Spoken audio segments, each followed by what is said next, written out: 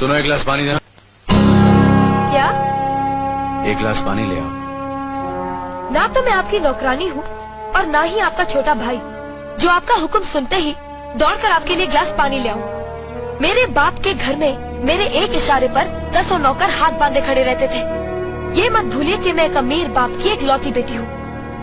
आप तो उम्र में बड़े हैं ना, किससे किस तरह की बात की जाती है इतनी तमीज तो आपको आनी चाहिए।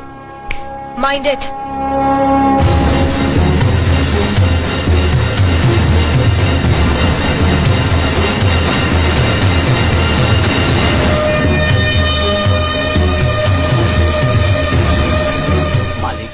छोटी बहू की बात का बुरा मत मानना, नादान है, बच्ची है।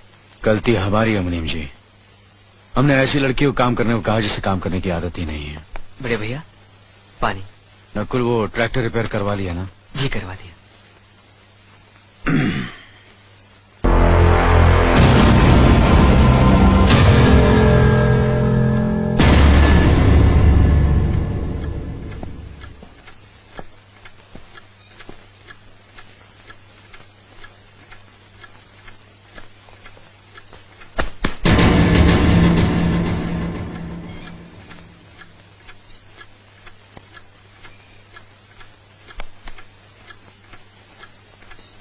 इसे मैं फेंक देता हूँ बड़े भैया, आप चाहिए। मुनीम जी, जो राम प्रसाद की बेटी की शादी के लिए जेवर देने के लिए कहा था, भिजवा दिया? जी हाँ मालिक। शहर में रहकर यही बदतमीजी और ओछी हरकतें सीखी आपने? अपने से बड़ों का लिहाज करना नहीं आता आपको? किससे कह रहे हो तुम? आपसे कह रहा हूँ। औरत पैदा हुई है तो औरत की तरह रहना सीखिए। मीना। नकुल, तुम अंदर जाओ।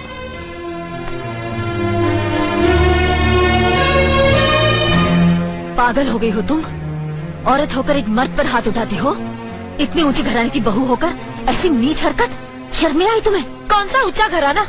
ये जहाँ सिर्फ एक आदमी राजा है और बाकी सब उसके गुलाम। मीना, चिल्लाइए मत। आप मेरी सास नहीं है। जिस तरह आप इस घर की बहू है वैसे मैं भी हूँ। बहू हो तो बहू की मर्यादा में रहो। मर्यादा की रस्सी में तो आप जैसी जाहिल और गवार औरतें बनती हैं। मुझ जैसी पढ़ी लिखी मॉडर्न जमाने की लड़की नहीं। Uneducated idiots. Excuse me, I'm not an illiterate. I'm a graduate from the University of Allahabad. I am aware of the modernization of women, but I have not forgotten my culture, my customs, my traditions and my values, and most of all, I'll never ever forget that I'm an Indian woman. Modern जमाने की औरत भी औरत ही होती है। उसे भी मर्द ही ब्याह कर ले जाता है, मर्द को ब्याह कर वो नहीं ले जाती।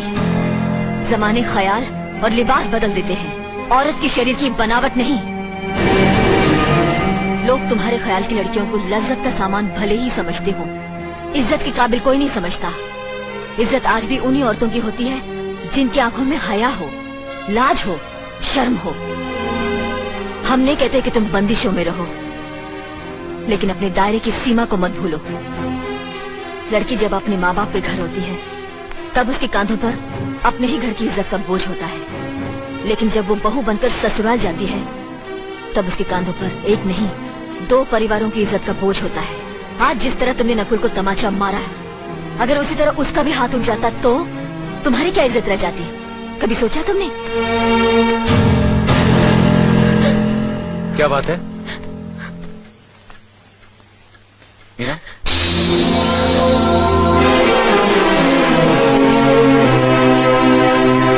क्या हुआ भाभी? हाँ, कुछ नहीं। मीना कह रही थी कि उसे खाना बनाना नहीं आता। हमने सोचा कि 2-4 खरी खोटी सुनाने से ही सीखेगी, तो सुना दिया। बस रोने लगी। क्यों अर्जुन, हमें तुम्हारी बीवी को डांटने का भी हक नहीं? क्यों नहीं, आप हमारी भाभी माँ हैं। आप मार सकती हैं, डांट सकती हैं, कुछ भी कर सकती हैं।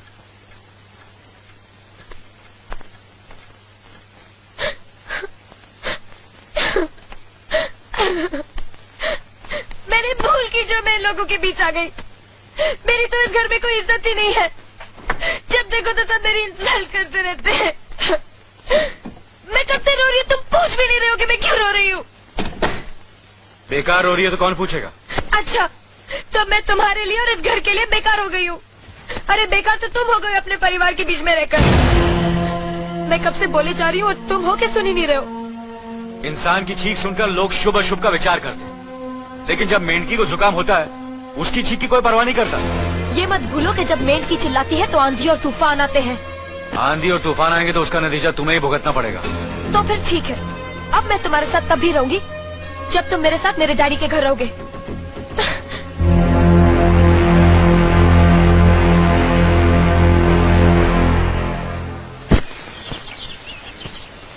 हमारी मीना बहुत प्यारी बच्ची है, लेकिन उसमें अभी भी बचपना है। हमारे तौर तरीकों को नहीं जानते है ना, लेकिन आस्ता आस्ता हम उसे सब सिखा देंगे।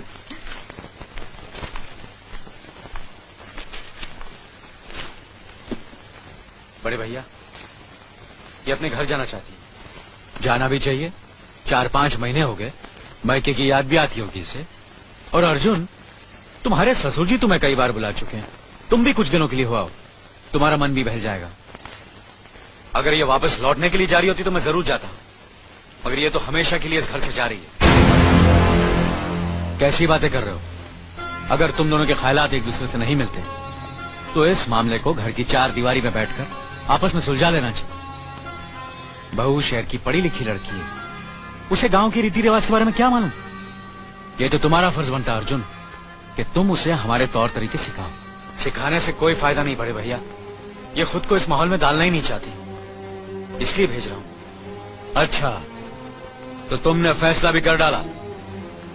बड़े भैया, बात यह है कि मैंने मीना को, तुम बहुत समझदार भी हो गए हो ना,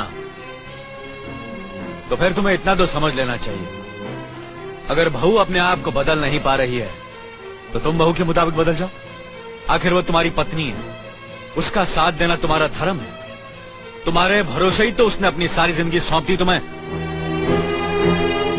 अर्जुन, मेरे दर पर तुम तड़प उठोगे, तुम्हें तकलीफ होगी तो मैं रो दूंगा, क्योंकि हम दोनों एक ही माँ की संतान है, खून का रिश्ता है हमारा। मगर पत्नी का नाता उससे कहीं ज्यादा गहरा होता है, क्योंकि वो पराये घर से आकर अपनों से कहीं ज्यादा अपनी हो जाती है, परछाई बन जाती है हमारी। पति शरीर है तो पत्नी उसकी आत्मा है। पत्नी ही पति के जीवन को सही अर्थ देती है, उसे कामयाब बनाती। पत्नी के बगैर पति बेजान और बेमाने हो जाते हैं। अगर आज तुम अपनी पत्नी को हमेशा के लिए उसके मायके छोड़ाओगे तो ये गांव, ये समाज क्या कहेगा हमारे बारे में? जरा सोचो अर्जुन, न्याय के सिंहासन पर बैठकर जो लोगों के अच्छे बुरे का फैसला करता है, अगर उसी के घर में नाइंसाफी होगी तो लोग हंसेंगे हम पर, किसी को मुंह दिखाने के काबिल नहीं रहेंगे हम। बड़े भैया, मुझसे भूल हो गई, मुझे माफ कर दीजिए। मुनीम जी। जी मालिक। जायदाद के दस्तावेज लाइए। जी अभी लाया। बहू, पति ही पत्नी की असली शक्ति होती है।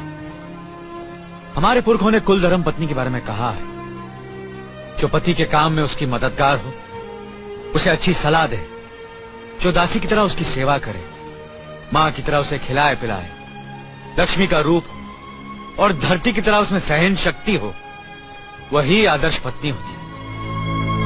औरत की सोच मर्द का मुकद्दर बनाती है। वो जब बनाने पर आती है तो कुटिया को महल कर देती है, और जब बिगाड़ने पर उतरती है तो महल को मिट्टी का ढेर बना देती है। मालिक, ये जायदाद के दस्तावेज है।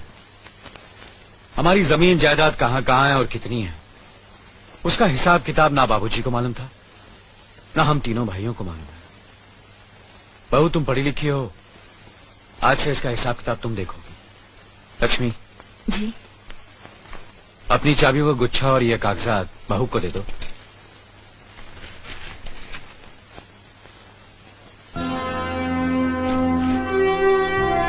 आज से तुम इस घर की मालकिन हो।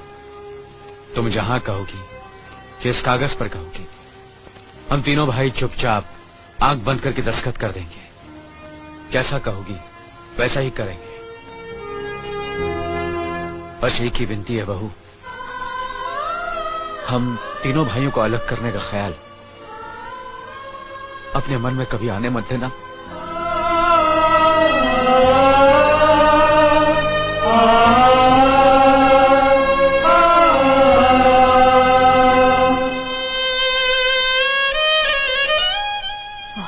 किया तुमने बहू, बहुत अच्छा किया।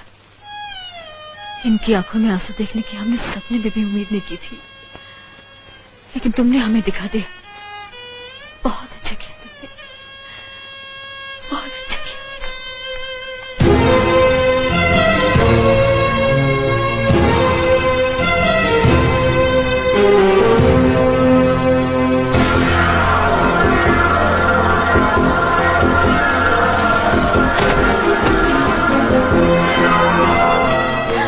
मीना, मीना, क्या हुआ बहू? मीना, मनी जी जल्दी से डॉक्टर को बुलाइए।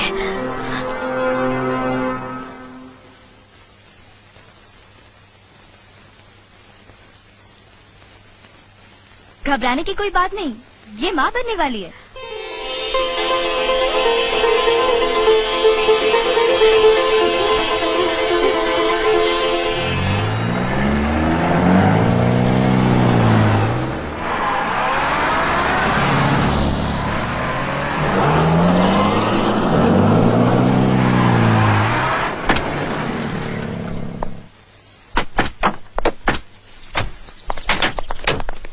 आप लोग यहीं ठहरिए, मैं ठाकुर साहब से मिलकर आता हूँ।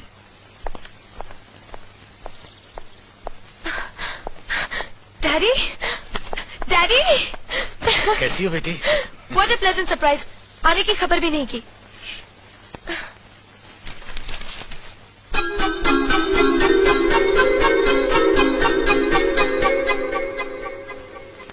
ठाकुर साहब, पाए लागू।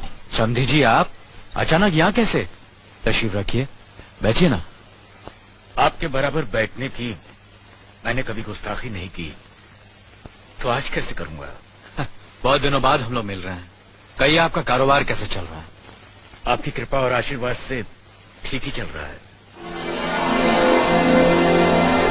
दिल्ली में इंडस्ट्रीज मिनिस्टर के साथ कब की अपॉइंटमेंट ली है? कल सुबह 11 बजे सर। इनकम टैक्स केस का वकील ने कहा है कि 15 तारीख की हियरिंग में मामला क्लियर हो जाएगा। आज एक्सपोर्ट का माल जापान के लिए जहाज से रवाना हो जाएगा ना? जी हाँ सर। नमस्ते ठाकुर साहब। नमस्ते नमस्ते नमस्ते। अरे दीनानाथ जी, आप लोगों ने यहाँ आने की तकलीफ क्यों की? मैं आपकी संस्था के लिए गवर्नर साहब से बात कर चुका हूँ, आपका काम हो जाएगा। धन्यवाद, बहुत बहुत। अरे गोपीनाथ जी, होम मिनिस्टर ने वादा किया कि आपके भाई का ट्रांसफर जल्दी ही हो जाएगा। Thank you sir. Daddy, good morning daddy. Good morning my child. आप कहीं जा रहे हैं क्या?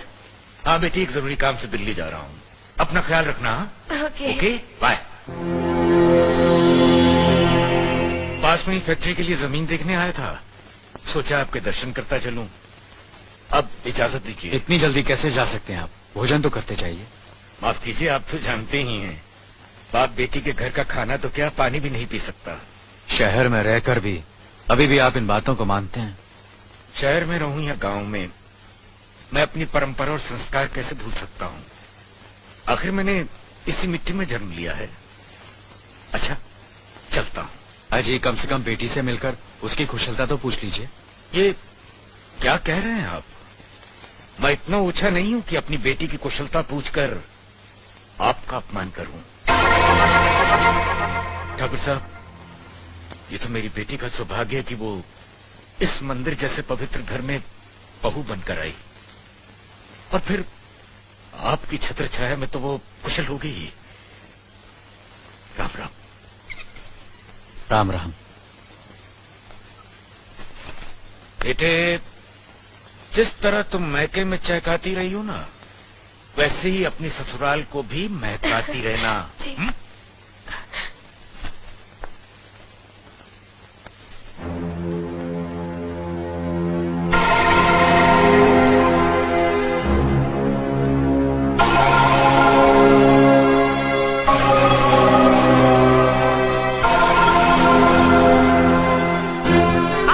बड़े हैं ना, किससे किस तरह की बात की जाती है, इतनी तमीज तो आपको आनी चाहिए।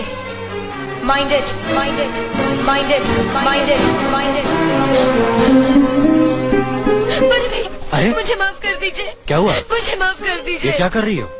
अपने पापों का प्रायश्चित कर रही हूँ। मैंने आप जैसे देवता का अपमान किया है, आपका दिल दुखा है, मुझे माफ कर दीजिए बड़े भैया, मुझे माफ कर दीजिए, मुझे माफ कर दीजिए। लक्ष्मी, मुझे माफ कर दीजिए बड़े भैया, बड़े भैया मुझे माफ कर दीजिए, मुझ पर तरस खाकर मुझे माफ मीना कर दीजिए। बड़े चलो भैया, तुम ऐसे नहीं बैठना चाहिए, मुझे माफ इससे बच्चे पर असर पड़ेगा बेटे। मैं आपकी भी दोषी हूँ दीदी। आपने जेठानी की जगह माँ बनकर मेरी गलतियों को बर्दाश्त किया और मैं अभागन आपकी बेटी न बन सकी। मुझे माफ कर दीजिए दीदी, मुझे माफ कर दीजिए। अब चुप भी हो जाओ। तो हमने कब तुम्हारी बात का बुरा माना? हाँ, बदली रोती नहीं, रोती नहीं।